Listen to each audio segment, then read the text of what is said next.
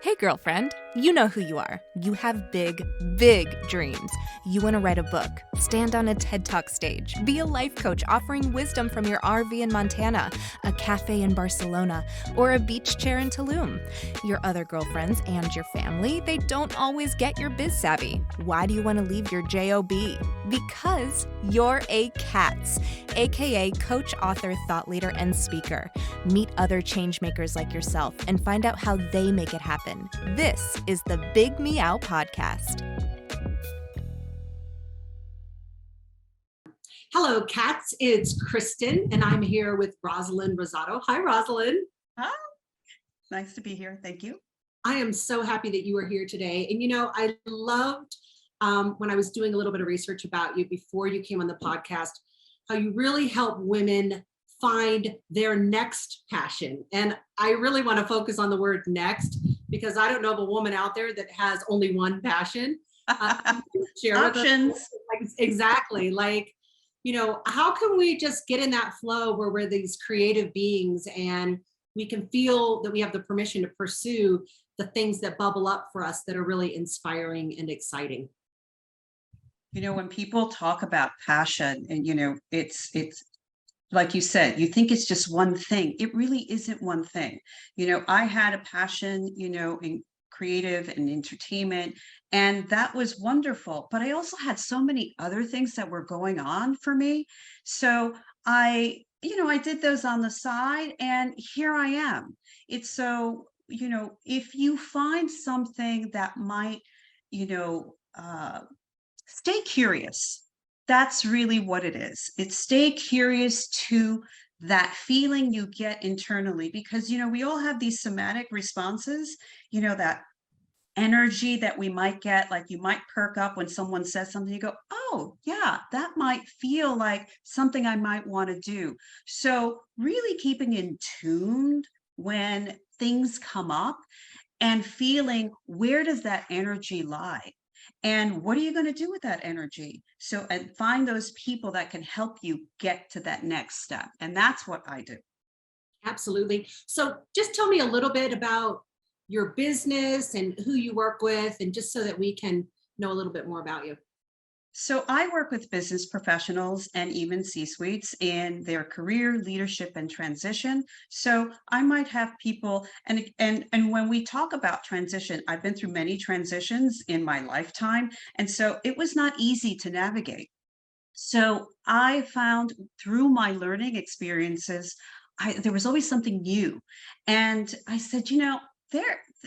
I can't be the only person out here going, what am I going to do? What I don't even know where to go. And we're talking years and years ago. And I just kept scratching my head going, well, and so I kept notes and I kept notes. And through all those experiences, now I can help those clients navigate much more seamlessly than I did, in their career paths, in earning promotions, in leading teams, and even personally, because we all think that it's just professional that's over here, but everything intersects. Personal and professional intersect.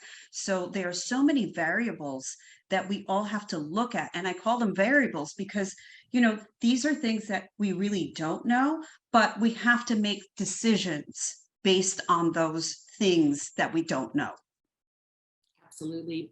I think it can be so challenging when you're going through one of those big life and career changes and you don't know what's going on. So it's kind of like when you get up in the middle of the night to go to the bathroom, you walk into the corner of your bed, right? Like, it's kind of painful, and I think that it helps to have someone with perspective, and also being willing to have that beginner mindset again. I mean, that's tough, because I know my background was TV news. I was an anchor and a reporter. And then I decided to step off and just raise my kids. And I'm like, what am I going to do now? It was like, you're not going back to that, but what do you do when you go forward? And sometimes you even have to create your own path, like something totally creative. What's your advice for something like that? I go back to staying curious. And I say, keep an open mind and never stop learning. That is the one thing that I feel has always given me the energy. That's just me personally. Never stop learning, because see, when something doesn't work, don't look at it as a failure. Look at it as a learning experience. These are decisions you made at the time that you made them. And you had the best, advice and skills and everything else. These are learning experiences. And if nothing does work, then change direction. Being able to adapt in changing direction. So keeping that curiosity, because that keeps that open mind. So I think that's like the best thing for someone to say, well, I'm thinking of doing this and I'm thinking of doing that. Great. Then reach out to the people that can help you, that you trust, that support system, those, coaches and mentors and people that you feel that can have greater insight in what you want to do in the next, the new, the now, and the next. Exactly. Sounds like you're pretty resourceful. I mean, have you had a challenge recently that you've had to transcend, and how did you do it? Well, I will say this. I've had many a transition and challenges, many, many, many. Regardless of the challenge, I always try to do it in small, manageable bites, because the sum of the parts can be quite overwhelming. How many nights have we gone up and get up in the middle of the night because of the stress? So just taking it in smaller bites. And again, reaching out to the people that might have greater insight, because we can't do this alone. I mean, we are lying to ourselves. We have to be honest with ourselves. And I always say, keep your sense of humor, because we can't also take ourselves so seriously. Because in those moments of laughter, I always find that those are the moments of hope. Those are the moments where we feel like, oh, it's not so bad. And it really isn't. I so agree with that. I remember a long time ago, I'm not exactly sure who said this to me, but they said, everything can turn around for the better in an amazing way in one single day. It's like you just have to get through sometimes this one day. And I've seen it happen for me so many times in my own life, that just by staying positive, staying in joy, setting intentions, using affirmations. I'm a big affirmation person. I believe that we all have this divine expression within us. And sometimes we just have to kind of wait for the timing to line up. And but I do. I just so many times. I agree, Kristen. Like in a day, like the next day, you're like, woohoo! I do believe if you operate under the higher frequency, that frequency comes back. The universe responds to the frequency. If you are in that low frequency, then this is all that you're probably going to be attracting. So yes, it can change in a day. And that's why I know that sounds, keep that positive attitude, like, like an old adage or something, but it really does work. You are who you attract. You are listening to the Big Meow podcast, empowering women entrepreneurs to share their voices, make an impact, and transform the world in a positive way. Sponsored by Orange Cat Content Marketing Agency. It's so true. I do believe I see this, especially in the clients that I work with in my agency. There's this whole mirror thing going on.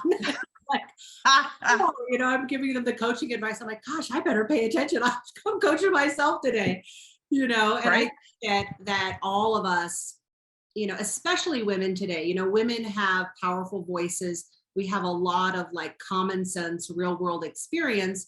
But what I feel like a lot of us are lacking is confidence, to kind of claim what we do know, what we are an expert at. I call this your reality resume. It's like you got all these other things going on that you're not really claiming or bringing forward. And so it's hard then to go to that next level, because it requires a more holistic approach. And maybe you're not allowing or editing out some parts that you might need for this next iteration of yourself. Absolutely, Kristen. And the confidence is such a key. And I'm not going to lie. There are going to be times when, I don't feel as confident. And then it continues on into the imposter syndrome. And maybe I'm not, who's gonna even listen to what I'm saying, and so that confidence is a very big key. Here's one of the tips that I like to say to clients is, let's make that list of what made you so proud in your life, and think of it as in chunks of 10, for people that are in their 30s and 40s and 50s. What was like so amazing about it? What brought you, to that energy? And make this list and keep it. As a colleague had said to me the other day, she said, it's like a rainbow list. And what is at the end of that rainbow? And I love that. I love that, because I do this with clients, and when they're feeling down and they're feeling like they're not enough, they're not adequate, it's looking at that list. It's almost like having the vision board, but in words. Right. And looking at, and I said this on another podcast, when you look back, tell me what your past self would admire you for. Answer that question. I love that. In chunks, and keep that beside you to remind you that you are something and somebody to someone and to something. So just taking a look at that and going, I've done a lot of really good things. And for some people, they're great things. It's all relative. Everything's all relative. But in your personal and professional life, you can say, and when I say, what are you most proud of? Personally, professionally, I don't care. It was riding the bike. It was, doing something that, that you felt. I remember it was me, one of the things that I had, and break it down to like 10 and 5 and 3. And one of the things that I had was, standing up for myself for the first time. I remember that moment. So these are things, and they're not always what you attain. It could be something very simple.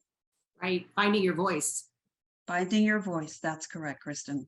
So, you have a lot of wisdom here today. Is there one particular that you would share? We have a lot of entrepreneurs who are cats, because we're all coaches, authors, thought leaders, and speakers, trying to make our mark on the world. What's something that you did or you believe really changed everything for you? I've always used something that we used to use in acting class, and that was being in the moment. Being able to stay in the moment, because that moment flies by so quickly. So being able to celebrate that whatever it is that you feel was a triumph, and staying in that moment and taking the breath to just take that in. And if you have to regroup, do it anyway. Take the breath, because you are the author of your story. The story hasn't ended. You're just beginning. This is just a chapter to your story.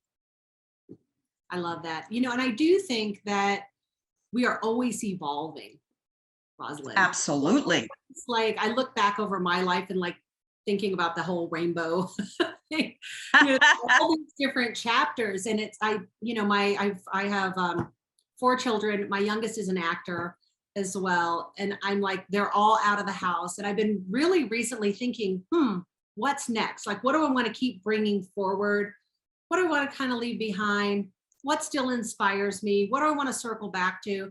And the answer just doesn't come right away, right? No. Like it comes in bits and pieces. And, recently I was driving between New Mexico and Denver, and I'm like, I'm going to think this whole 5 hours about what I want to do next, because I'm still not 100% clear. It's not that I'm leaving what I'm doing, but I feel like there's something else. Like there's something bigger or more exciting or more challenging? Or That more is your curiosity coming into play, right. because you are curious enough to know there is something else out there.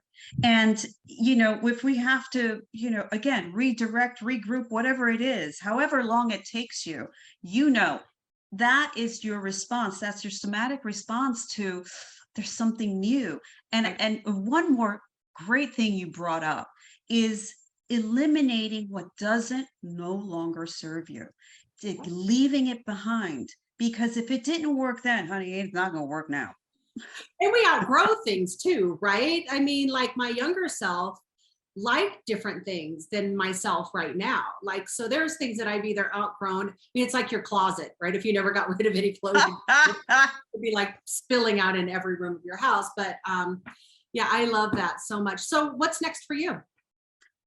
Well, I keep, growing the business, growing myself as a person, because if I don't grow, I can't help my clients. Right. So I cannot stay static, and helping as many more clients as I can in larger groups and larger audiences. So maybe a TED Talk here and there. I don't know.